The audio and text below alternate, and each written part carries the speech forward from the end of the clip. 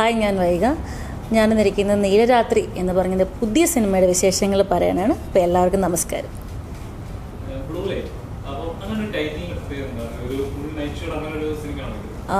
ഒരാൾക്ക് ഒരു രാത്രിയിൽ സംഭവിക്കുന്ന ഒരു ട്രാജഡി, അതിൻ്റെ ഒരു കഥയാണ്. അപ്പോൾ അതുകൊണ്ടാണെന്ന് തോന്നുന്നു ഡയറക്ടർ ഒരു ബ്ലൂ ലൈറ്റ് അല്ലെങ്കിൽ നീലരാത്രി എന്ന് പറഞ്ഞൊരു പേര് വെച്ചത്. എന്തായാലും എൻ്റെ സജഷൻ അല്ല.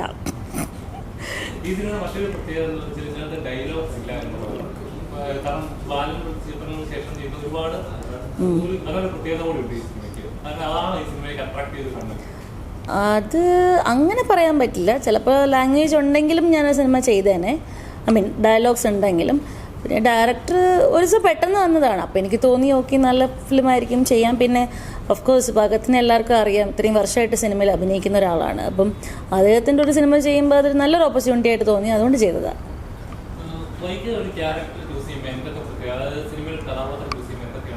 സിനിമയിൽ ഇപ്പോഴാണ് ശ്രദ്ധിച്ചു തുടങ്ങിയത്.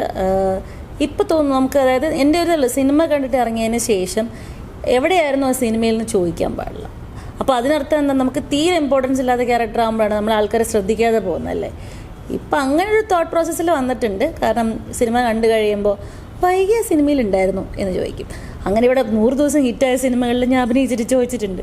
അപ്പോൾ എനിക്ക് ഒരുപാട് വിഷമം തോന്നി. അപ്പം എനിക്ക് ഞാൻ തോന്നി ഓക്കെ, ഇനി ചെയ്യുമ്പോൾ കുറച്ചും കൂടി നമുക്ക് എന്തെങ്കിലും ചെയ്യാനുള്ള ചെറിയൊരു സീനാണെങ്കിലും സിനിമയിൽ ഇമ്പോർട്ടൻസ് വേണമെന്നുള്ളത്, അത്രേ ഉള്ളൂ. അത് അങ്ങനെ കുറേ ഗ്യാപ്പ് എന്ന് പറഞ്ഞാൽ 1 minute സെക്കൻഡ്, സോറി, ഉണ്ടായിരുന്നു ഇവിടെ. കുറേ ഗ്യാപ്പ് എന്ന് പറഞ്ഞാൽ ഒരിടയ്ക്ക് ഗ്യാപ്പ് എടുത്തത് മനഃപൂർവ്വമാണ്, വേണ്ടാന്ന് വെച്ചിട്ട് അഭിനയിക്കാതിരുന്നതാണ്. പിന്നെ തിരിച്ച് വന്നപ്പോൾ ടെലിവിഷനിലായിപ്പോയി, ടെലിവിഷനിൽ പെട്ടുപോയി. അത് കഴിഞ്ഞ് പിന്നെ നല്ല ഓപ്പർച്യൂണിറ്റീസ് വരാൻ വേണ്ടി വെയിറ്റ് ചെയ്ത് സിനിമകൾ വന്നു. ഇനിയുണ്ട് ഒരു 4-5 സിനിമ, നല്ല സിനിമകൾ ഞാൻ ചെയ്തിട്ടുണ്ട്, ഇറങ്ങാനുണ്ട്. സോ അത് കുറച്ചൊക്കെ ഇപ്പോൾ പുതിയ ആൾക്കാരാണെങ്കിൽ ഇപ്പോൾ നമുക്ക് ജഡ്ജ് ചെയ്യാൻ പറ്റില്ല പുതിയ ആൾക്കാരുടെ ഫിലിംസ് ഒന്നും, എന്നാലും നോക്കിയിട്ട് ചെയ്യുന്നുണ്ട്. അല്ലെങ്കിൽ നമുക്ക് എന്തെങ്കിലും ഫിലിം, ഇപ്പം ഞാൻ ഒരു ഹൊറർ ഫിലിം ചെയ്തിട്ടുണ്ട് അവസാനമായിട്ട്. എനിക്ക് തോന്നി എനിക്ക് നന്നായിട്ട്, ഞാനല്ല പ്രേതം കേട്ടോ, പക്ഷേ അതിനകത്ത് കുറച്ചും കൂടി എന്താ പറയുക, നമ്മൾ പേടിപ്പിക്കുക അല്ലെങ്കിൽ പേടിക്കുക എന്നുള്ളത് കുറച്ച് എക്സ്പ്രസീവായിട്ടുള്ള കാര്യമല്ലേ. അപ്പോൾ ചെയ്യാൻ ബുദ്ധിമുട്ടായിരുന്നു. അങ്ങനത്തെ ഫിലിംസ് ചെയ്യാനാണ്, എന്തെങ്കിലും ചെയ്യണം അല്ലെങ്കിൽ കുറച്ചും കൂടി നമുക്ക് നമ്മുടെ ടാലൻറ്റ് പുറത്ത് കാണിക്കണം എന്നുള്ളത്.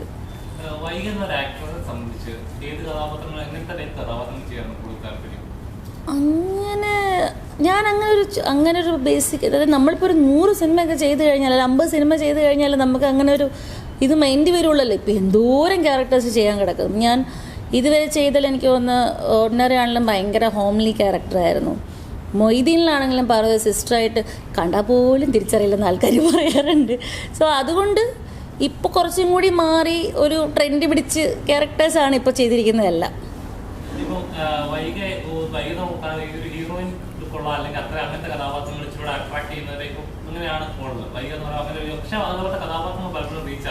ഇത് ആക്ച്വലി വരുന്നില്ല, എനിക്കും അറിയില്ല. സത്യം എല്ലാവരോടും പറയാനുള്ളതാണ്. ഞാൻ പലരുടെയും വിചാരം ഞാൻ കല്യാണം കഴിച്ച് ചെന്നൈ സെറ്റിലായി അല്ലെങ്കിൽ മലയാളത്തിൽ അഭിനയിക്കാൻ താല്പര്യമില്ല, അങ്ങനെയൊക്കെയാണ്. അങ്ങനെയൊന്നും ഒരിക്കലല്ല. എനിക്ക് എന്നെ കാണുമ്പോൾ ഒരു ജാട ലുക്കുണ്ടോ എന്നൊരു സംശയം, ഒരു അഹങ്കാരിയാണെന്നൊരു തോന്നൽ. അതൊന്നും അല്ല കേട്ടോ. നിങ്ങൾ വിളിച്ച് അല്ല, എനിക്ക് പലപ്പോഴും വരുന്ന കോൾസൊക്കെ ചില പ്രൊഡ്യൂസേഴ്സ് എന്നെ വിളിച്ചിട്ട് പറയാറുണ്ട്, ഇപ്പോൾ വൈകെ ഭയങ്കര റെമ്യൂണറേഷൻ ചോദിച്ചു, അല്ലെങ്കിൽ ഡേറ്റ് ഇല്ല എന്ന് പറഞ്ഞു. അങ്ങനെയൊന്നും അല്ല കേട്ടോ, ഇതൊക്കെ വെറും കുശുമ്പ് പറയുന്നതാണ്. ഞാൻ വളരെ ഫ്രീ ആണ്, എല്ലാവരും പറയും നമുക്ക് സിനിമകൾ ചെയ്യാം.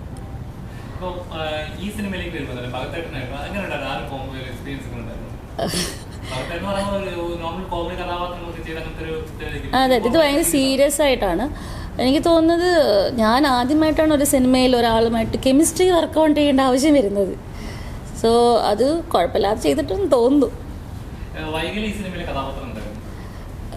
കഥാപാത്രം പറയാൻ സസ്പെൻസ് ആണ്. ഞാൻ കഥാപാത്രം പറഞ്ഞാൽ പിന്നെ കഥ തീർത്തു. അതുകൊണ്ട് പക്ഷെ എന്നിലൂടെയാണ് ആ സ്റ്റോറി മുമ്പോട്ട് പോകുന്നത്. ഒരു കുഴപ്പമില്ലാത്തൊരു കഥാപാത്രം. ഇങ്ങനൊരു ചിത്രം കമ്മിറ്റ് ചെയ്യുമ്പോൾ, കാരണം പണ്ടത്തെ പോലെ ടെക്നോളജി പണ്ടായിരുന്നു പറഞ്ഞ ഡയലോഗില്ല, എക്സ്പ്രഷനുള്ള ബീജിങ്ങിലൂടെ മ്യൂസിക്കിലൂടെ ഒക്കെ കണ്ടയാവുന്നത്. അപ്പൊ ഇത്രയും കാലം ഇത്ര ഫാസ്റ്റായിട്ട് പോയിക്കൊണ്ടിരിക്കുന്ന സമയത്ത് ഇങ്ങനൊരു സിനിമയ്ക്ക് എത്രത്തോളം റെലവൻസ് വരുന്നുണ്ട്? ഇല്ല, ഇത് അങ്ങനെ നോക്കുകയാണെങ്കിൽ ഇപ്പോൾ എല്ലാ ഫിലിംസും, വലിയ വലിയ ഫിലിംസ് പോലും ആൾക്കാർ വെയിറ്റ് ചെയ്തിരുന്ന് OTT കാണാൻ തുടങ്ങി അല്ലേ. സോ അങ്ങനെ നമുക്ക് പറയാൻ പറ്റില്ല. നല്ല സിനിമയാണെങ്കിൽ എല്ലാവരും കാണും, അതാണ് എൻ്റെ. പിന്നെ ഉണ്ട് ചില നല്ല വലിയ സിനിമകളുണ്ടാവും, നമുക്ക് തിയേറ്റർ എക്സ്പീരിയൻസ് തന്നെ ചെയ്യണം തോന്നും. ചിലപ്പം പടം മോശമായിരിക്കും, പക്ഷേ ഇപ്പോൾ ഒരു പാട്ടോ അല്ലെങ്കിൽ ചില കാര്യങ്ങൾ ഞാൻ അങ്ങനെ കാണുന്ന ആളാണ് മോസ്റ്റ്ലി. ഇപ്പോൾ റീസെൻ്റ് ഒരു സിനിമ കൊള്ളില്ല എന്ന് അറിഞ്ഞുകൊണ്ട് തന്നെ ഞാൻ ആ സിനിമ കാണാൻ പോയി. അതിനകത്ത് ഒരു സോങ് കാണാൻ വേണ്ടിയിട്ടാണ് ഞാൻ പോയത്, പക്ഷെ അതെനിക്ക് ഭയങ്കര അത് മതി, നന്നായിരുന്നു എന്ന് തോന്നിയത്. സോ അങ്ങനെ തിയേറ്റർ എക്സ്പീരിയൻസ് ചെയ്യുന്ന സിനിമകളും ഉണ്ട്.